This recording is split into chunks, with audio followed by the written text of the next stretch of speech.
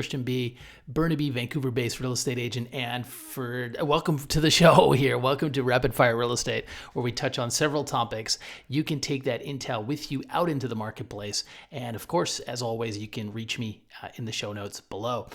4 topics for you today. And let me give you the quick lay of the land.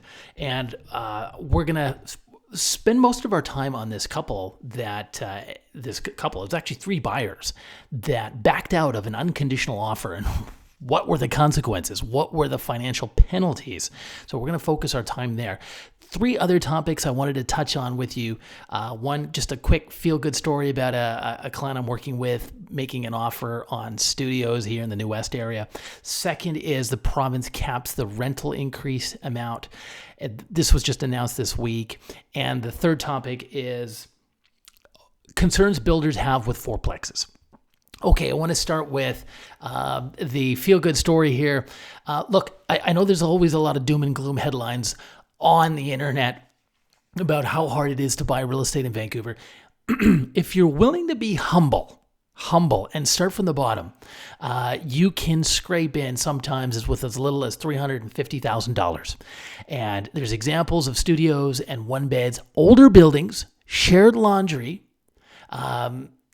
sometimes no dishwasher in the unit. And that's the case where we have an accepted offer right now in the New West area. And you can get these things, in the $350,000 price point. That is doable for anybody who really wants to and really cares to try. So I don't like this narrative that I sometimes get that everything is unaffordable and out of reach. It's not. But sometimes we have to swallow our desires for all the creature comforts, right? You don't need to start with the best brand new air-conditioned, EV'd, top of the line dishwasher, appliances, everything type of unit. The first unit you buy can sometimes be in an older strata. Get your foot in the door. And at the very least, worst thing that happens is 7-8 years from now, in this gentleman's case, property is worth the same as it is today, but maybe he's paid off a lot of his mortgage. And best case scenario is maybe it's worth an extra $100,000. And all of a sudden, he's got a lot more equity to work with. And if he's starting a family, he can use that to buy something bigger in the future. So get your foot in the door if you are in Vancouver for the long run. Okay, second topic is concerns builders have with fourplexes. So some of the concerns I'm hearing from my colleagues is that builders are worried that buyers are going to have all these objections. So let me give you some examples. When I'm representing buyers on a half duplex, one of the first questions I get is, who lives over there? And they're curious, do they, what kind of people are they? And it makes sense to ask these kinds of questions because if you're buying into a half duplex, what if something happens to the roof, right? It's a shared expense. You've got to go to the neighbor's kitchen table and hammer something out and have a 50-50 cost arrangement. And that roof ain't cheap. It might be $30,000 to replace it on the whole structure. Second is you always have the insurance, the yearly insurance over the structure. You have to work with your neighbor on getting a good insurance. So, but there's other things that come up. And the concerns that builders have is that buyers are going to come to a fourplex site and they're going to say, hey, do they have a dog? What kind of family lives there? What do they cook? Do they cook smelly food? Who cleans the snow in the wintertime? Hey, what about in the fall if there's a windstorm and the leaves cover the lawn? Do we all clean it up together? Do we do it ourselves? So there's a lot. What if the fence has an issue? Do I have to pay for it if it's just on my area? So there's a lot of these kinds of questions that come up just when you're buying a half duplex. So builders are worried, our buyers, how are they going to, get their head around 3 other neighbors where there's no strata management company and there's no strata fee either. So something to think about if you are buying into a fourplex. I don't know how you, buyers will feel about it. I'll see as we go forward over the next 18 to 24 months, and maybe a few of these fourplexes come onto the market. But I understand the concerns. Now, one tip is, if you're ever buying into a half duplex, my clients and I always take them to the neighbor's house, knock on the door, just so we can see who they are. Are they reasonable? Are these people that we can get along with and work with? Okay, third topic is the province has capped the 2025 rental increases to 3%. In the good old days, it used to be 2% plus inflation, but the provincial government did away with that several years ago, and now it's just 3%. And again, if you're a landlord, this is one more reason not to have a rental property. Because look at property taxes, for example. The city of Vancouver, what did they go up by? So they went up by 7.6%. Surrey raised their property taxes by 7%. Even here in Burnaby, up 4.5%. So these piddly little 3%, 2% increases don't help. Okay, don't help investors want to invest. Okay, and I want to focus on today's video on this 3-buyer team that was made an unconditional offer on a property in Kelowna. And this was in a hot market.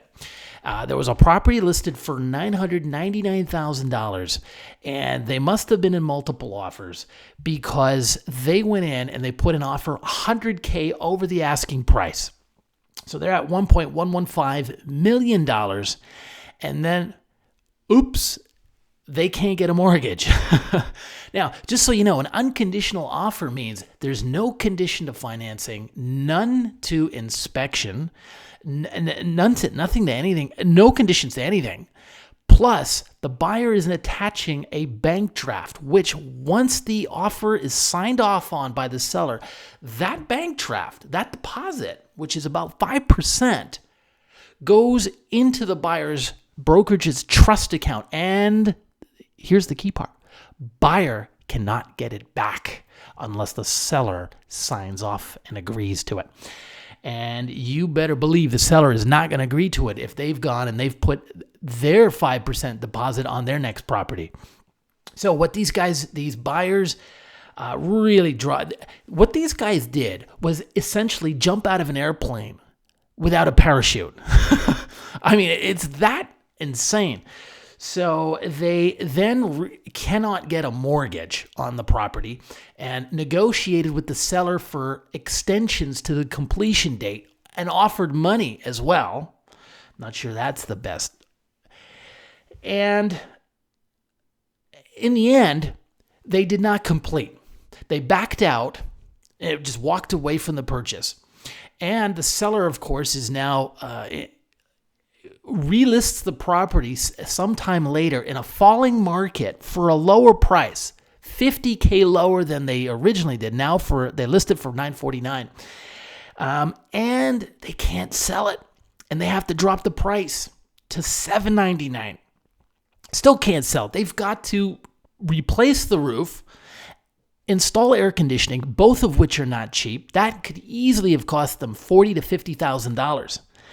Finally, they get the property sold. So the seller now takes these guys to court saying, you know what? You promised to buy my property at $1.115 million.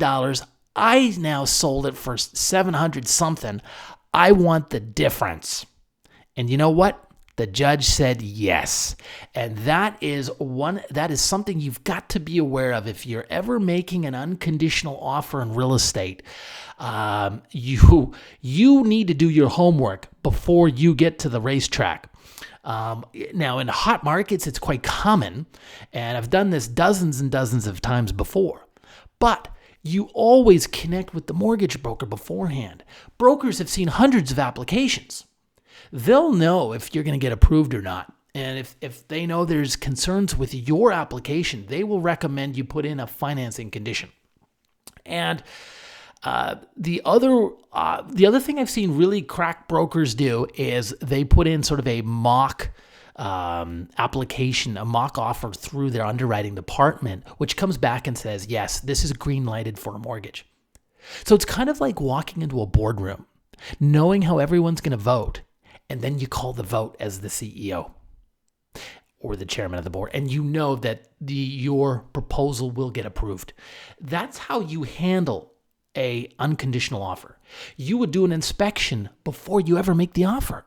So these guys, I mean, this is Mickey Mouse stuff. I can't, it's...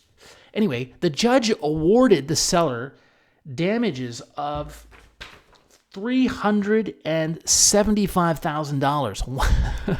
Once you subtracted the deposit, it amounted to damages of $363,000. I mean, this could ruin people. It's this is easily avoidable. Nowadays, the province has a stipulate with any unconditional offer, you can back out of it within 72 hours, 3 business days. There is a financial penalty of 0.25% in BC. So if you made an offer for $1 million and you unconditional and you backed out, you'd have to pay a penalty of $2,500. But it's a waste of money. There's no need to have to go there. I've always taken the approach with my clients that, look, if your heart's not in it, if you're already thinking about backing out, let's not even make the offer. Let's not even bother. Let's wait until you're 100%. When the gun goes off, you are ready to race, right? That's the mentality you want.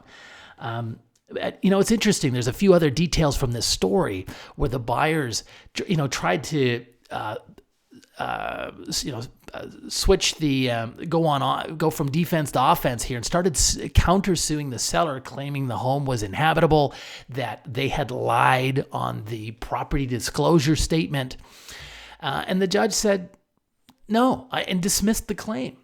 And I think what really happened, and we don't see it in the article, is that these guys were so amateur. They got so excited about this property.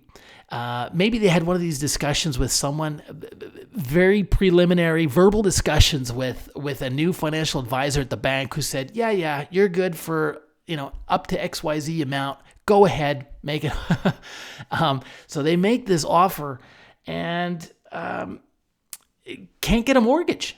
And they can't, the article goes on to say that they had the property appraised, the bank had it appraised at a far lower number. Well, you got to do your homework on a property. If you're going if you're going $100,000 over the asking price, you need to know, roughly speaking, where fair market value for this property is. And it's very easy to do. I mean, you just look at comparable sales for the last 6 months up and down the street. It's too bad. I mean, it's a lot of money for these people to lose. You hate to see that. But yeah, judge even awarded the damages, even rewarded the seller the AC and roofing costs as well. So these guys were on the hook for everything. And I've had a personal experience with this where slightly different, where we represented a buyer and the seller was trying to back out by not closing. And we contacted the lawyer, and basically, the lawyer drafted a letter, couriered it to the seller's residence. And then in essence, it said, look, you will be responsible if our buyer client has to purchase at a higher price. You, dear seller, will be responsible for making up the difference, plus any damages that occur along the way, including extra rental costs, etc. And we had the keys by the end of the day. So anyway, hope you enjoyed this video. If you got comments, opinions, leave them below, and we'll see you next time.